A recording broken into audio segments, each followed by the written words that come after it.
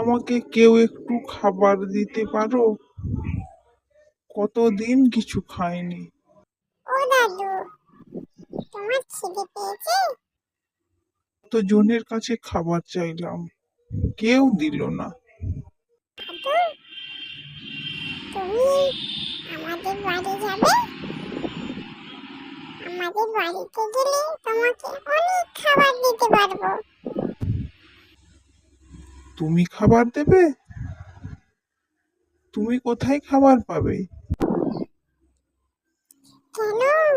বাড়িতে আমার মা আছে।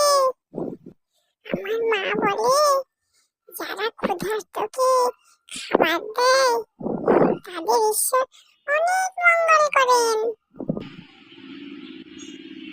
কোথায় বাড়ি তোমার? এই তো, এই মাঠটার পিছনে।